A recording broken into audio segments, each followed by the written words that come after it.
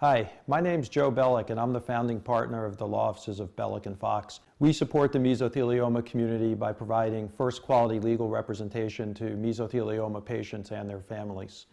During these troubling times, we're proud to support the Mesothelioma Applied Research Foundation so they can continue the work that they do every day on behalf of mesothelioma patients and their families.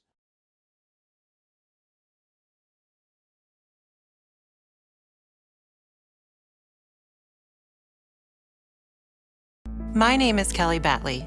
My name is Clay Thompson. My name is Neil Mowney.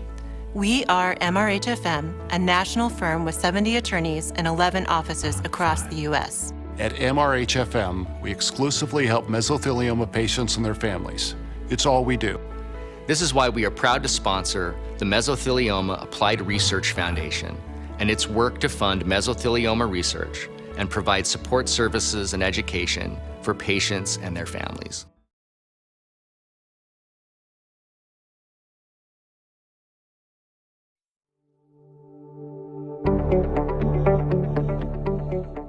At Novacure, we strive to extend survival in some of the most aggressive forms of cancer through the development and commercialization of our innovative therapy called Tumor Treating Fields. Novacure is pleased to partner again with the Meso Foundation.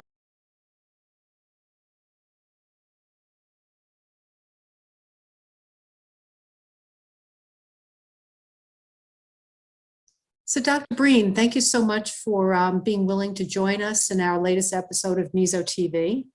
We're going to be focusing on SBRT, which is a form of radiation and its combination with immunotherapy. And I know you've done a lot of work in this field. So if you wouldn't mind introducing yourself and telling us about your role at the Mayo Clinic. Thanks very much, Mary, for having me and for all the work you do. So I'm Will Breen. I'm a radiation oncology senior resident now at Mayo Clinic in the Department of Radiation Oncology. I'll be staying on staff after this year.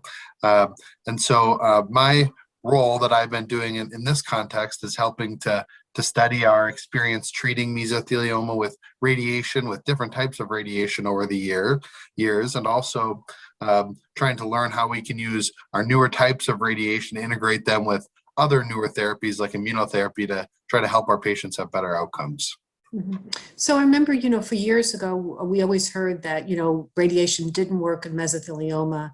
Then we got the message it works and it can work well. And then there was a lot of buzz about radiation is actually stimulating the immune system. So I think this is also some of the work that you've done and looked at. So could you tell me a little bit about, how does radiation stimulate the immune system even prior to giving an immunotherapy? It's a great question, and certainly an area of excitement, something that a lot of people in our field have been looking into and studying quite a bit. Most of that work has been done in cancers other than mesothelioma, a lot of it in non-small cell lung cancer. So we're treating a similar area of the body, but a little different type of cancer. Still, many of the concepts we think apply to multiple disease sites. So there's a few different ways that we think radiation can really help stimulate the immune system. One of them is by treating more cancer cells, and by killing these cancer cells, that causes the cancer cells to expose their antigens or expose pieces of tumor to the blood of the immune cells that weren't exposed before, and so that the immune cells then can learn how to attack the type of the tumor that they're seeing, and that process is aided by the immunotherapy as well. So in that way, the radiation helps the immunotherapy see the tumor a little bit better and do its job a little more. Another way that it potentially helps is we know that just having a higher volume of cancer may suppress the immune system. The cancer cells have learned how to kind of suppress the immune system of patients. And so by just debulking or just killing a large number of the cells, that may help counter that process as well. Mm-hmm. Thank you. So there are a number of different types of radiation therapy that, we come across today. And I know that this trial focuses on SBRT, but could you give us maybe a little bit of an overview of radiation and, radiation therapies that are currently in play, and then with a focus then on the SBRT? Absolutely. So as you mentioned earlier, radiation many years ago wasn't thought to be helpful for mesothelioma. And The reason for that probably wasn't that the radiation wasn't able to kill the cancer cells. It was that the radiation that we were able to do with the technological capabilities at that time was hurting the patient's body, causing more side effects than it was helping, so you weren't able to really see a benefit. With older technologies, essentially you would just treat the entire side of the chest, a hemithoracic treatment where you would treat the mesothelioma, but you would also treat the entire lung, often esophagus, heart, and so it was a very toxic treatment. As we've advanced over time, there's been different types of technology that have helped. First of all, just putting the radiation where you want it. And for many years, that's meant treating the linings of the lung over the entire side of the chest. So still treating a large area, but sculpting that dose away from some of the normal tissues like the lung and the heart. SBRT is a newer type of radiation that's higher dose per treatment and very focused on where you want it to go. So often just 3 to 5 treatments with high dose per treatment, and we're just treating towards the tumors that we can see. So not treating the entire side of the chest, the entire lining of the lung, but just treating the tumors that are visible on the scans. And so by doing that, we're hoping that we're not increasing the risk for pneumonitis or damage to the lungs, damage to the other organs. And another way that we're doing that in this study is we're using a type of radiation called proton therapy in many patients. That's a type of radiation that's able to very effectively just deposit the dose in the tumor and not keep traveling through the body and deliver more low dose. And so we kind of bring all those things together, all of our new radiation technology, to just deliver the kind of tightest, smallest volume of radiation just where we want it to go and avoid radiation to all the normal tissues. And so that's the type of radiation that we're using for this study. Some other reasons why we use that study is that there's more and more data that shows that this is the type of radiation that's the most immunostimulatory. This is the type of radiation that might be most synergistic with immunotherapy. And that's for those reasons I discussed earlier. By exposing the tumor antigens, it may have effects on the blood vessels in tumors that help more of the blood cells get to the tumor and where it needs to go and help remodel those, as well as increasing certain cytokines or chemical signals in the body that help work with the immune cells. And so kind of through all of those technological advancements in radiation and through the development of immunotherapy and the study of how they work together is how we kind of landed on this protocol. Great. So, I mean, it certainly sounds like there's been a lot of work and there's a good basement that you're building upon. So could you tell us a little bit about the nuts and bolts of this trial? What does the trial entail? Sure. So this is a study that we're performing here at Mayo Clinic in Rochester, where we're enrolling patients with mesothelioma who are receiving immunotherapy.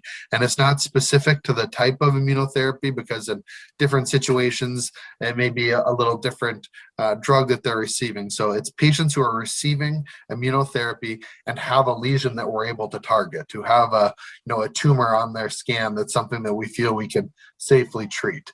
There isn't restrictions based on what the histological subtype is, epithelioid versus sarcomatoid. There isn't restrictions based on whether they've had surgery before or exactly where it is. It's really just a study for any patient who's receiving immunotherapy for mesothelioma who has something that we can treat. This is not a randomized study at this point. It's an earlier phase study, so anyone who participates on the study would get the study treatment, which is this 3 to 5 days of this SBRT radiation treatment, as well as having some blood samples drawn at the beginning of treatment and after treatment, so that with our basic science partners in the lab, we can look at the white blood cells and see how they were stimulated by the radiation by comparing before radiation to after radiation. Now, if patients have multiple sites of disease, are you radiating multiple sites, or do you have a target lesion that you work with?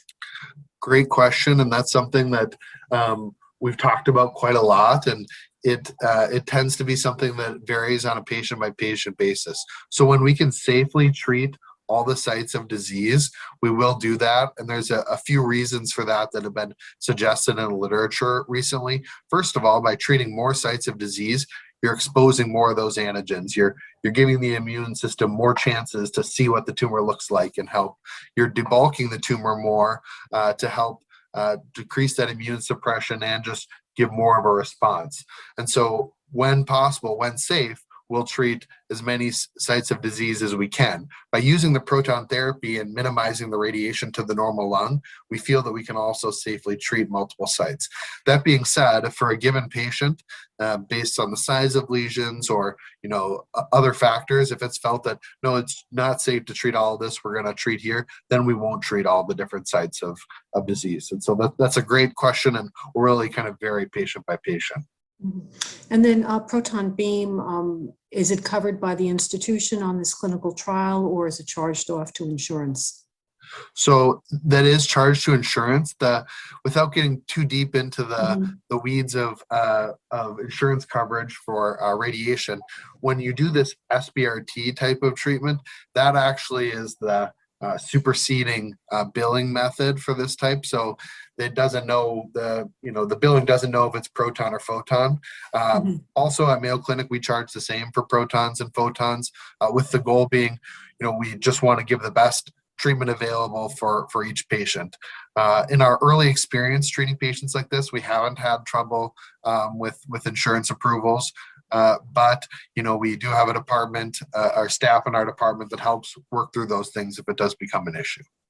Thank you. So you said that patients can be on, many different types of immunotherapy. So I'm wondering, are all of these patients treated at the Mayo, or can patients who are on immunotherapy at other sites who are in clinical trials, can they come and enroll in this program? Yeah, they can come and enroll in this program, whether they're receiving their immunotherapy in Rochester or elsewhere. The radiation itself, those 3 to 5 days of radiation, would need to be done at our site in Rochester, since this is a fairly specialized type of radiation, and the ability to use proton therapy at our center, and this is where we have the study approved. So patients can be I've gotten all their other care elsewhere, can be receiving their immunotherapy elsewhere. The only requirement for coming to Rochester is to do the radiation treatment. Right. So I think, we can probably help you with that as well. I know you have a Hope Lodge, so, that would also always be the first choice. But, if you do have patients with mesothelioma and they are enrolling in this trial and they do not have the funds to stay in Rochester, we have a program to help with that and for transportation. So, want to make sure that we can work together, that, there's not a financial barrier for patients being able to, participate. That's really kind of you, and thanks for that offer. I think that's a great thing for patients. Right now, the Hope Lodge has been kind of closed, at least intermittently, because of COVID for a while. And so I'm not exactly sure on the status of that today. It's kind of been up in the air, but it's great to know that there's resources for patients to help them, with the logistics of coming and getting that treatment. Yeah, we help to cover transportation as well as housing. So, and we do it on a needs basis. As a foundation, we have to make sure that we've done due diligence, but we're more than happy to help patients. And we believe that it's important to get these clinical trials accrued and completed so we can move the data forward. So have you already opened this trial, and have you started treating patients already? Yes, we have. So we opened the trial last month, and we've just recently begun treating patients. So we're still in the very early stages. We haven't had any, data to look at for how well is it working. What we know so far is from our experience that it appears to be safe. We're not seeing new side effects or things like that. And that's really all you can tell at this point, as it takes some time for some follow-up and scans to see what the results were. And so right now we're encouraged, and we're looking forward to seeing how it goes. So I think also that you're looking at this in the second line of therapy, or? So we're using this whenever patients are on immunotherapy. And so that context, if they started out with disease that wasn't going to surgery, and they, with the new studies, are now starting on nivolumab and ipilimumab, patients like that who have a lesion that could be treated upfront, or a lesion that's progressing after some time, but they still want to stay on the immunotherapy, we can treat then. Some patients are receiving pembrolizumab in the second line, and we can treat at that time as well. So the study really doesn't specify exactly where in their different lines of treatment it has to be, just that they need to be receiving immunotherapy. Okay, and then in terms of radiation, so many patients have had a pleurectomy and radiation. So does that preclude them, or are you looking for a lesion that's outside of a prior radiated field to be able to enroll? Great question. So for this study, we're treating lesions that are outside of previously radiated areas. So if they've had, like you mentioned, the pleurectomy and decortication and had hemithoracic radiation, and that recurrence is in the area that they previously received radiation, then this study may not be the best study for those patients. That isn't to say we still couldn't treat them and help them in some way, but with this type of high dose radiation, we'd be worried about some of the risks of toxicities treating with a high dose in an area that's already been treated. And so that would be kind of a case-by-case issue and likely wouldn't be patients that we would enroll on this study. Thank you. And also peritoneal mesothelioma patients who've had high PEC and recur, with distant metastatic disease in the chest, would they be included, or is this strictly for pleural mesothelioma? This study is for pleural mesothelioma. That being said, again, in patients in that situation, we're more than happy to see them and to discuss, what's the best treatment for them. We have treated, on a case-by-case basis, patients in all types of different situations. And so, we're always happy to see the patient and, consider their treatment history and medical history and current disease state and help provide a recommendation on what we think might be available treatments at that time. Thank you. And, when we talk about immunotherapy, I think it's probably fair to say that there's between a 25 to 30% response rate to immunotherapy. So, I like to encourage people that are, if they are on immunotherapy or considering it, that, to see, to maybe add something cutting edge to the treatment, with the anticipation that there might be some synergy between the two therapies. So. Yeah, I absolutely agree with you. We've seen such great progress for our patients in the last couple of years with immunotherapy and a lot of different diseases, including mesothelioma. And that's really helped our patients with both quantity and often quality of life. That being said, as you mentioned, for many patients, that response only lasts a certain amount of time, and many patients won't respond. And so now we need to build on the success of immunotherapy using other types of treatments like radiation, like this SBRT, to see if we can, try to improve their outcomes further, allow longer and more durable responses without adding any significant toxicities if we can. Mm-hmm. So I guess, another question that comes to mind is, the patient who's maybe have started with immunotherapy, failed, went on to chemotherapy, and now would there be a role for that patient to consider immunotherapy again, coupled with this therapy? Is there, an avenue for them to enter this trial? Yeah, those patients would be eligible for this study, and it would be a conversation with their medical oncologist to make sure that the medical oncologist thought that resuming immunotherapy or maybe trying a different immunotherapy was appropriate for them at that time. But in that case, we would certainly be able to enroll them on the study as long as there was no other reasons not to. One of the main uses for this type of treatment for our medical oncologists who helped us design this study was that when they're treating a patient with immunotherapy who has had progression on immunotherapy in one area, but it seems that maybe the immunotherapy is controlling the rest of the disease well, this is able to come in and treat that one area and get some more mileage out of the immunotherapy and hopefully even stimulate it to work better going forward.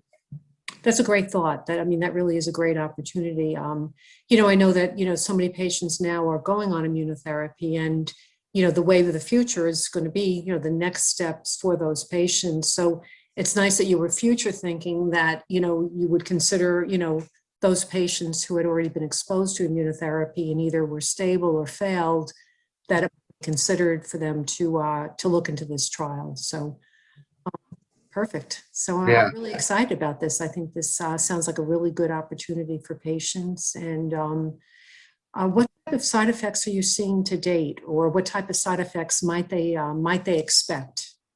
Great question. So with that, the side effects that you would expect or what the rate of those would be will depend on each patient how big of an area we're treating and what exactly that area is right next to for where the radiation is going. I think going into the study when we were designing it, one of the main side effects we were thinking about is pneumonitis, which I know you've talked with your audience about before. Pneumonitis can be caused by immunotherapy, and that's inflammation of the lung, kind of like a bad pneumonia caused by the immunotherapy. And it can also be caused by radiation in areas where radiation happened. And so coming into it, you'd be concerned that, are we going to increase the rate that patients have this pneumonitis when they're getting both radiation and immunotherapy? To try to counteract that as best we can, first of all, we're treating kind of the smallest area that we're able to by doing this SBRT technique, where we're having that sharp dose fall off and really trying to minimize radiation dose to the normal lung.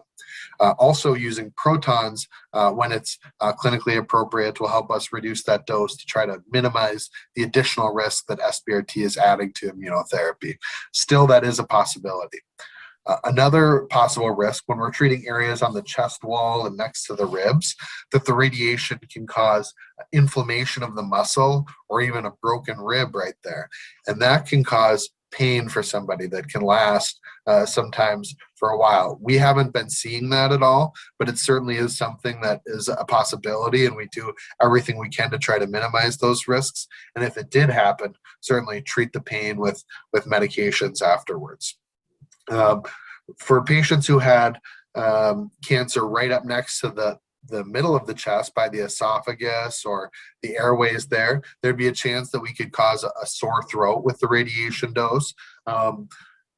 As a part of this protocol, we have fairly strict radiation dose limitations for what can go to different normal tissues to really try to keep those risks minimal and try to minimize the additional toxicity that the radiation adds to the immunotherapy.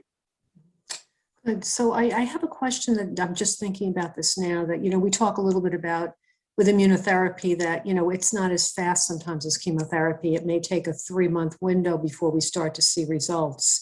So if you have patients that have already started on immunotherapy, when do you scan prior to starting this radiation that, to help you to understand, what the addition of this radiation was to a response?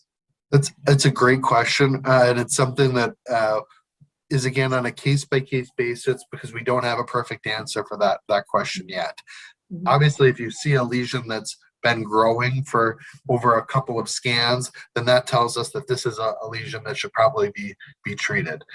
Lesions that are stable, though, still you could get some of those same immunostimulatory benefits that we talked about before, whether that lesion's kind of growing or not, by helping to expose more of that lesion to the blood and to the immunotherapy and white blood cells by debulking the tumor. And so typically this isn't starting at the very beginning of immunotherapy, though it could. So you'll have at least a scan afterwards to see what the what the timeline of things are, how it's changing. That being said, as you know, different responses can happen on very different timelines for patients. Progression can happen on very different timelines. So that's not really something that we've tried to standardize or be restrictive for all patients on when we can start or when we can't. But your question about what's the best timing of adding radiation to immunotherapy, that's a great question, and something that's being studied in a lot of labs and radiation labs around the country in different contexts, so that we know,